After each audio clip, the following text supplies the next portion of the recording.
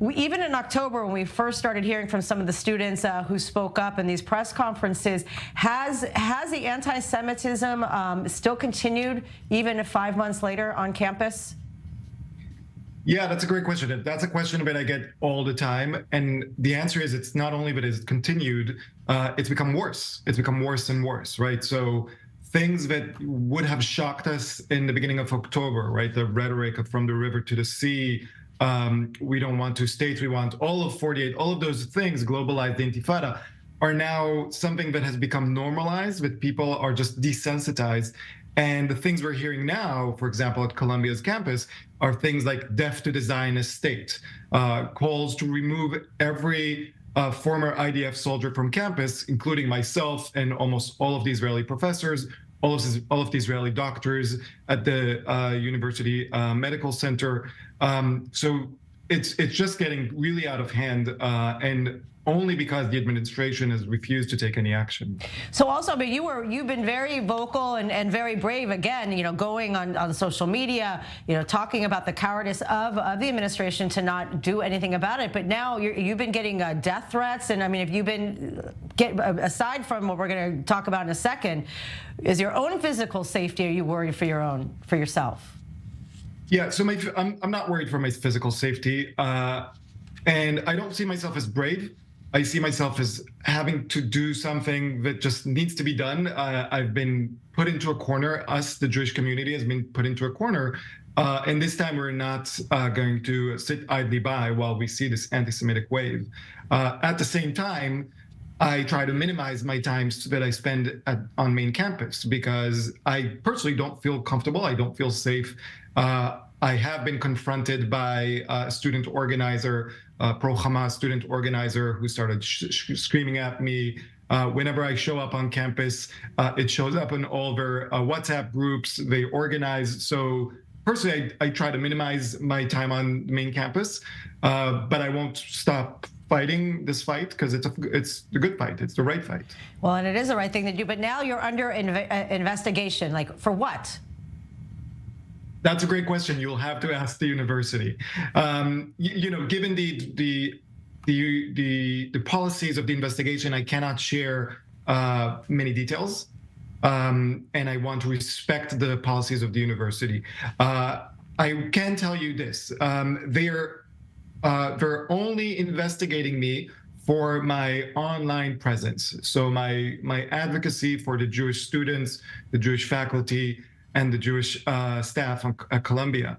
If you look throughout the 5 months, all I've been doing is speaking up against anti-Semitism and speaking up against student organizations that support Hamas and the Houthis, so supporting terrorism. That's all I've been doing.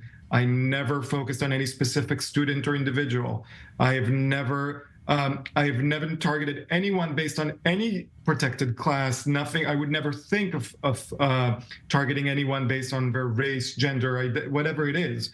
And I've made very clear throughout these 5 months that I am for the Palestinian civilians that are trapped by Hamas in this situation, that I abhor violence, I abhor Islamophobia, I abhor anti-Palestinian or anti-Arab sentiment. But I guess the university is treating support for terrorism as a protected class, and therefore you cannot even criticize organizations that support terrorism, or you get an investigation like I've been. So do you know, even with this, this investigation, what is it that they're looking to do? Are they, are you worried about losing your job? Or what is the range? Do you even know? If I'm being honest, am I worried about losing my job? Yes, there's a concern there. But I'm way more worried about the anti-Semitism not going unchecked in the university. I'm way more worried about the administration's refusal to address this and only only send out emails, but actually never follow up with their actions. If I lose my job, that's a price that I'm willing to pay. We have many soldiers in Miluim that are protecting the country, that are trying to retrieve back our hostages. They're paying a much bigger price than I can ever will. And it's a price that I'm willing to pay because the goal here is way more important. Now, do you have any help or anybody, at least any allies that are able to guide you through this process? I imagine it's a pretty intimidating place to be.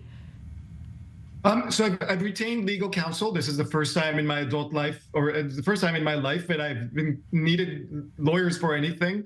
I have an incredible Jewish and Israeli community supporting me at Columbia and across the United States and around the world. People have been reaching out. My big concern is if they are able to do this to me, and I've been one of the most vocal critiques of anti-Semitism and support for Hamas on US campuses in general. If they can do this to me, then imagine how many other professors, Jewish, non-Jewish, Israelis, non-Israelis, are being silenced right now by their universities. So, they're here for me, but I'm also there here for them. Wow. All right. We have Dan Perry in the studio who wants to ask you a question. I hope you could hear Dan. Hi, Professor Davidai. Look, I find myself wondering, what do you think is the reason for this? I do distinguish between anti-Semitism and anti-Israelism, and I don't discount the importance of anti-Israelism. That itself is a profound thing. Why is it happening? Are they kowtowing to progressive students? Is this something that the university is promoting? Why are they so confused about the fact that to have sympathy for the Palestinian plight and national cause, as I strongly suspect you do, is really not the same thing as supporting Hamas in any way? Why would they even flirt with supporting Hamas? Why is it happening? So first of all, I've spent 4 months thinking that they were confused. And for the past month, I think that they're not confused. They refuse to take action.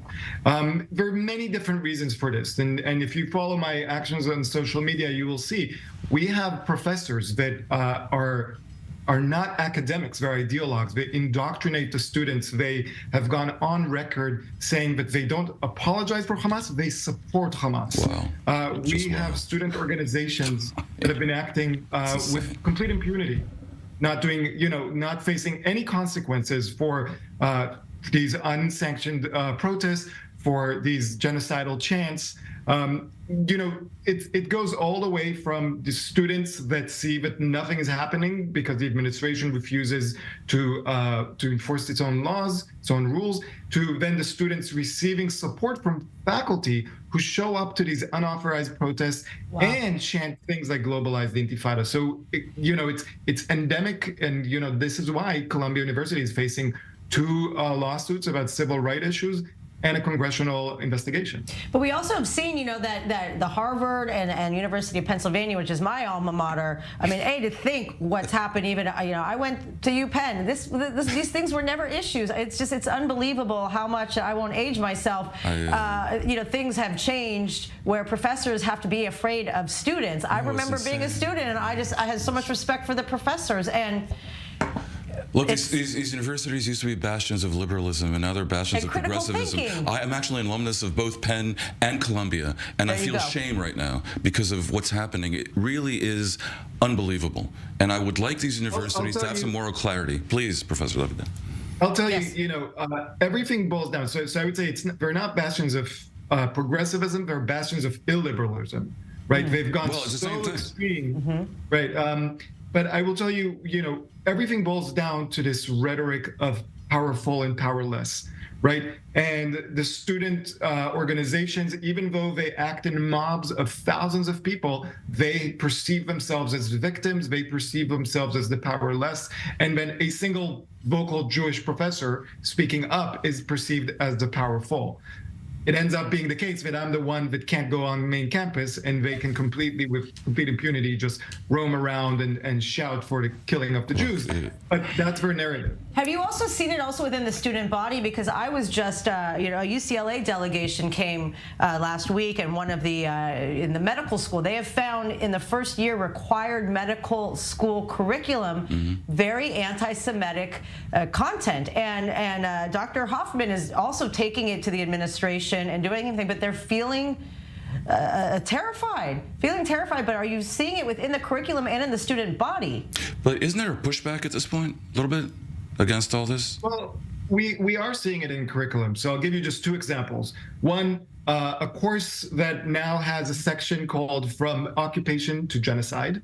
Wow. Right? Just one of many courses like that. And you know, and all the names that we know about, the Joseph Mossad, right, the Kraft and Frankies.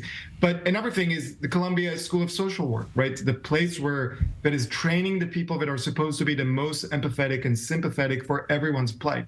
There's a glossary that the students receive when they join school. So the first thing they read before they get into any class, there's a glossary of different things about indigeneity, about race, about gender, and also about things like Ashkenazi normativity, right? What? This anti-Semitic argument that for some reason the entire Jewish community in Israel is white colonialist, even though most of us, I am Ashkenazi, but most Jews in Israel are not Ashkenazi, right? And do not consider themselves white. You see this indoctrination starting when they begin. That is why many of the student organizers in these protests are in their first and second years of college. Now, I don't know about you, but when I started school, university, I was focused on just learning and making sure that I do good in my classes, do well in my classes. Well, I guess if you see your professor at a pro-Hamas rally, then you think I'll do really good at my class, I'll do really well in my class if I hold a bullhorn and shout in Arabic during this pro-Hamas rally. Crazy. We have one more minute. Last thoughts. We could go on like this forever because this is just it's mind-boggling still. Look, even really all the reporting on it, it's mind-boggling. This is happening. Spectacular moral failure. The universities should treat support for Hamas as they would treat support for the Nazis or for the restoration of slavery, and that they're not doing it really is disgraceful. But I think for a little bit of perspective, we should know recent polls have showed 70 to 80% of Americans do support Israel.